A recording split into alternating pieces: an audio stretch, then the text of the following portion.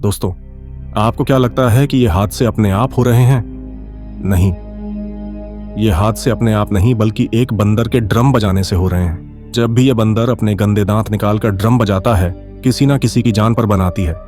तो चलिए कहानी की ओर बढ़ते हैं। मूवी की शुरुआत में खून से लथपथ एक पुलिस वाला जल्दबाजी में एक खिलौने की दुकान पर पहुंचता है। वह अपने हाथ में मौजूद एक अजीब दिखने वाले बंदर के खिलौने को बेचना चाहता था। दुकान का मालिक खिलौने की जांच करने के लिए उसकी चाबी घुमाता है। पुलिस वाला उसे रोकते हुए कहता है, ऐसा मत करो। लेकिन अगले ही पल खिलौना बंदर अपने आप ढोल नगाड़े बजाने लगता है। पुलिस वाला डर से सफेद पड़ जाता है। जैसे ही संगीत रुकता है, एक चूहा रस्सी काट देता है और तेज धार वाला स्टील का ब्लेड मालिक के पेट को चीर देता है। पुलिस वाला घबरा जाता है। उसने आग बुझाने वाला यंत्र उठाया और खिलौने को पूरी तरह नष्ट करने की सोची। लेकिन अगली रात वह खिलौना फिर से उसके बेडरूम में दिखाई देता है। रेनो और जैक जुड़वां भाई थे। जैक, जो 3 मिनट पहले पैदा हुआ था, हर जगह बड़े भाई की तरह व्यवहार करता था। उनकी मां ने बताया कि उनके पिता 1 दिन से लापता हैं। रेनो को शक था कि वह किसी और के साथ भाग गए हैं। जैक ने जोश में आकर छोटे भाई को पिता के बेडरूम में ले जाकर उनके सामान को बांटने का फैसला किया। सामान उलट पलट करते समय दोनों भाइयों को वहीं खिलौना बंदर मिला। जैक ने उत्सुकता से उसकी चाबी घुमा दी। अगले ही पल बंदर ने डरावने दांत दिखाए और उसके हाथ में मौजूद लकड़ी की छड़ी घूमने लगी। जैक को कुछ अजीब सा महसूस हुआ और उसने खिलौना रेनो की ओर फेंक दिया। अगली सुबह घर की नौकरानी दोनों भाइयों को बाहर खाना खाने ले गई। रेनो हैरान था कि रात वाला खिलौना बंदर कार में कैसे पहुंच गया। उसके मन में आशंका जगी, लेकिन जल्द ही वह शेफ के शानदार खाना बनाने के तरीके से आकर्षित हो गया। उसने ध्यान नहीं दिया कि कार में मौजूद खिलौना बंदर फिर से ढोल नगाड़े बजाने लगा। अगले ही पल शेफ का चाकू उछलकर बाहर आया और नौकरानी की गर्दन पर खून की लकीर बन गई। कोई नहीं सोच सकता था कि हादसा इतनी जल्दी होगा। रेनो और जैक अपनी मां के साथ नौकरानी के अंतिम संस्कार में शामिल हुए। बाद में मां ने बच्चों को समझाया, हर किसी को मरना है। फर्क सिर्फ इतना है कि कोई नींद में चुपके से मर जाता है तो कोई हादसों का शिकार हो जाता है। इसके बजाय कि हम दुखी हों, हमें मौजूदा पल का आनंद लेना चाहिए, क्योंकि कोई नहीं जानता कि कल क्या होगा। रेनो, जो छोटे कद का था, स्कूल में अक्सर सहपाठियों के ताने सुनता था। जैक ने उसकी मदद नहीं की, बल्कि उसे कमजोर कहकर ताना मारा। अगले दिन स्कूल जाते समय रेनो ने देखा कि उसके बैग में किताबों की जगह वहीं खिलौना बंदर था। इससे सहपाठियों ने उसका मजाक उड़ाया। खाने के समय उसे फिर से बेरहमी से छेड़ा गया और उसके ऊपर खाना गिरा दिया गया। रेनो को यकीन था कि यह जैक की करतूत थी। उसने खिलौने के सामने जैक को बद्दुआ दी और अनजाने में उसकी चाबी घुमा दी। अगले ही पल बंदर ने फिर डरावने दांत दिखाए। उसी समय जैक घर लौटा।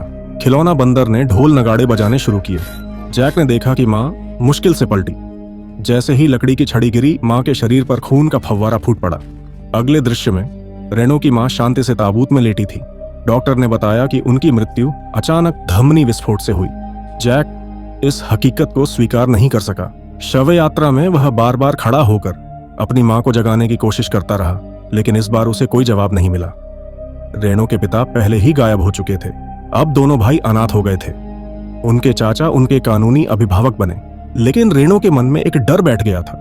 उसे लगता था कि नौकरानी और मां की मौत का संबंध उस खिलौने से है। उसने हिम्मत करके खिलौने को टुकड़े टुकड़े कर दिया और उसे कचरे में फेंक दिया। अगले दिन चाचा दोनों भाइयों को अपने पुराने घर ले गए। रेनो को लगा कि अब सारा बुरा सपना खत्म हो गया, लेकिन उसी रात उसने खिड़की के शीशे से फिर उस खिलौने को देखा। डर से कांपते हुए उसने जैक को सब कुछ बताया। यह एक शैतानी बंदर है। इसके होने से ही मां और नौकरानी की मौत हुई। यह हमारे करीबियों को मार देता है। जैक को यह बात बकवास लगी। उसने खुद इसकी जांच करने का फैसला किया, लेकिन अगले दिन बुरी खबर आई कि चाचा जंगल में कैंपिंग के दौरान 67 जंगली घोड़ों की चपेट में आकर मर गए।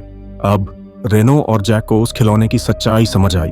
दोनों ने उसे एक कागज के डिब्बे में बंद किया और फिर उसे गहरे सूखे कुएं में फेंक दिया। 25 साल बीत गए। रेनो अब बड़ा हो चुका था और एक सुपरमार्केट में कैशियर का काम करता था। इस दौरान उसे कोई हादसा नहीं हुआ, लेकिन वह सतर्क रहा। वह अपने बच्चे से हफ्ते में सिर्फ एक बार मिलता था। उसकी पत्नी कुछ साल पहले किसी और से शादी कर चुकी थी। वह खिलौना बंदर एक भयानक सपने की तरह था जो हर रात उसे सोने नहीं देता था। तभी उसे जैक का फोन आया कि उनकी मौसी की अचानक मृत्यु हो गई और वह भयानक बंदर फिर लौट आया। उस समय रेनो अपनी पूर्व पत्नी के विला में था। फोन कटते ही छत से एक एयर कंडीशनर गिरा और बिजली की चिंगारी स्विमिंग पूल में फैल गई। उसने अपनी पूर्व पत्नी को मरते देखा और पक्का यकीन हो गया कि जैक सही कह रहा है। उसे तुरंत अपने बच्चे से अलग होना होगा, क्योंकि उसे डर था कि उसका बच्चा भी किसी हादसे का शिकार हो सकता है। लेकिन उसका बेटा सैम पहले ही पिता की अजीब हरकतों को भांप चुका था। माँ और नानी की अचानक मौत ने उसे परिवार के अभिशाप का एहसास कराया। वह पिता के साथ मिलकर इसकी वजह जानना चाहता था। रेनो ने अपने अकेले बेटे को देखा और उसे मौसी के पुराने घर ले गया। वहां प्रॉपर्टी डीलर उनका इंतजार कर रहा था। मौसी की कोई संतान नहीं थी, इसलिए यह मकान रेनो और जैक को विरासत में मिलना था। लेकिन जैक सालों से गायब था, इसलिए रेनो अकेले ही औपचारिकताएं पूरी करने आया। प्रॉपर्टी डीलर ने बताया कि मौसी की मृत्यु कैसे हुई। वह घर में सो रही थीं। तभी बाहर से अजीब सी आवाज आई। उन्होंने पिस्तौल उठाई और सावधानी से चारों तरफ देखा। सीढ़ियों से उतरते समय लकड़ी का फर्श धंस गया। मौसी के चेहरे पर मछली पकड़ने के कांटे लग गए। दर्द सहते हुए उन्होंने कांटे निकाले। तभी उन्हें गैस की गंध आई। वह सूंघने के लिए आगे बढ़ी और गलती से आग का स्विच दब गया। उनका सिर आग की लपटों में गिर गया और वह घबराहट में दरवाजे की ओर भागी। रेनो की मौसी की मौत बहुत अजीब थी, लेकिन डीलर ने बताया कि इससे भी अजीब बात यह है कि हाल ही में इस इलाके में कई हादसे हुए। एक व्यक्ति को कोबरा ने काट लिया, जबकि म्यांमार में ऐसे सांप नहीं पाए जाते। रेनो को शक हुआ कि यह खिलौना बंदर फिर से सक्रिय हो गया है। वह डीलर को चेतावनी देना चाहता था, लेकिन तब तक डीलर ने बेसमेंट का दरवाजा खोल दिया। एक लंबी बंदूक से गोली चली और डीलर टुकड़ों में बिखर गया। इस हादसे ने फिर से पुलिस को बुला लिया, लेकिन ज्यादातर लोग तमाशा देखने आए थे। तभी फोन बजा। ये जैक था। वह हंसते हुए पूछ रहा था, डर कैसा लग रहा है? पता चला कि सारे हादसे जैक की साजिश थे। 85 साल पहले जब दोनों भाइयों ने खिलौने को कुएं में फेंका था, जैक को अचानक मां की मौत का कारण समझ आया। यह रेनो की वजह से हुआ, क्योंकि उसने बंदर की चाबी घुमाई थी। रेनो को अभिशाप का रहस्य समझ आ गया था। यह बंदर चाबी घुमाने वाले को नहीं, बल्कि उसके करीबियों को नुकसान पहुंचाता था। जैक ने अगली रात उस कुएं में घुसकर खिलौने को निकालने की कोशिश की, लेकिन उसे सिर्फ चाबी मिली। उसे यकीन था कि वह बंदर को जरूर हासिल कर लेगा, क्योंकि उसे हर पल उसकी मौजूदगी महसूस होती थी। हाल ही में जैक के एक दोस्त ने एक पार्टी में वह खिलौना बंदर देखा। इसके बाद इलाके में हादसे होने लगे। जैक ने मां की मौत का बदला लेने के लिए रेनो को मारने की योजना बनाई, लेकिन यह खिलौना इतना बेकाबू था कि उसने एक और जहरीली योजना बनाई। उसने रेनो को अपने बच्चे के साथ एक अपार्टमेंट में बुलाया। रेनो इतना मूर्ख नहीं था, उसने तुरंत फोन काट दिया। तभी बाहर दरवाजे पर खटखटाहट हुई। जैक का दोस्त पुलिस बनकर आया और उसने रेनो का दरवाजा तोड़ दिया। उसने बंदूक तानकर रेनो और उसके बेटे को अपने साथ चलने को कहा। वे जल्द ही जैक के होटल पहुंचे। दोस्त का अनुरोध अजीब था कि सिर्फ सैम को ऊपर जाना है और रेनो को कार में इंतजार करना होगा। सैम को भी परिवार के अभिशाप का रहस्य जानना था, इसलिए वह ऊपर चला गया। अंधेरे कमरे में उसने अपने पिता के जुड़वां भाई जैक को देखा। जैक का प्लान सरल था। वह चाहता था कि सैम बंदर की चाबी घुमाए ताकि रेनो की मौत हो जाए। जैक ने सैम को धोखा दिया कि यह उनके दादाजी की निशानी है और परिवार की परंपरा के अनुसार हर पीढ़ी को स्विच घुमाना होता है ताकि अभिशाप टूटे। सैम ने भजैका कर लिया और स्विच घुमा दिया। अगले ही पल बंदर ने लकड़ी की छड़ी नचानी शुरू की।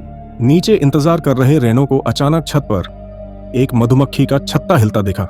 जैसे ही बंदर ने ढोल बजाना शुरू किया, दोस्त की बंदूक से गोली चली। इस बार कोई हादसा नहीं हुआ, लेकिन जल्द ही उन्हें गड़बड़ का एहसास हुआ। गोली ने छत्ते को तोड़ दिया था और सैकड़ों मधुमक्खियां दोस्त के मुंह में घुस गईं। रेनो ने मौका देकर भागने की कोशिश की और जोर जोर से चिल्लाया। जैक को लगा कि उसका प्लान फेल हो गया। गुस्से में उसने चाबी को और जोर से घुमाया ताकि बंदर फिर से ढोल बजा दे, लेकिन एक अदृश्य शक्ति ने उसका विरोध किया। दोनों के बीच खींचतान में जैक उछलकर दूर जा गिरा। खिलौना बंदर भी गुस्से में था। उसने ढोल को सामान्य से कई गुना तेजी से बजाना शुरू किया। जैक को एहसास हुआ कि कुछ गलत हो रहा है। उसने खिड़की से बाहर देखा। आसपास के घरों में आग लग चुकी थी। अगले ही पल उसका होटल भी हादसे का शिकार हो गया। लाशें आसमान से गिरने लगीं। तभी रेनो वहां पहुंचा। उसे समझ आ गया कि यह नरसंहार जैक की वजह से हुआ। जैक ने अपने दिल का गुस्सा निकाला, यह सब तुम्हारी वजह से हुआ, तुमने मां को मारा। रेनो कुछ सेकंड के लिए ठिठक गया। उसे मां की बात याद आई कि हर किसी को मरना है, यह कोई नहीं टाल सकता। मां की मौत से रेनो भी दुखी था, लेकिन उसके लिए दुनिया में और भी कीमती रिश्ते थे। जैक आखिरकार रेनो की बातों से प्रभावित हुआ और उसने नफरत छोड़कर नई जिंदगी शुरू करने का फैसला किया। लेकिन जैसे ही वह खड़ा हुआ, खिलौने के हथौड़े ने नीचे गिरकर उसका सिर दीवार पर चिपका दिया। बाद में रेनो और उसका बेटा होटल से निकलने के लिए कार में बैठे। यह कल्पना करना मुश्किल था कि इस बंदर ने आधे शहर को मार डाला। रेनो ने फैसला किया कि वह इसे लेकर एक सुनसान पहाड़ी इलाके में जाकर छिप जाएगा, लेकिन उन्हें नहीं पता था कि जहां भी यह खिलौना जाता, हादसे कभी नहीं रुकते। यह थी मॉन्स्टर मंकी की पूरी कहानी। आखिर में रेनो की मां की बात सबसे सही थी कि कोई नहीं जानता कि कल क्या होगा, इसलिए मौजूदा पल को जीना ही सही है। इसी के साथ इस मूवी का अंत होता है। तो आपको यह मूवी कैसी लगी कमेंट बॉक्स में जरूर लिखिएगा। तो मिलते हैं फिर अगली वीडियो में, तब तक के लिए गुड बाय।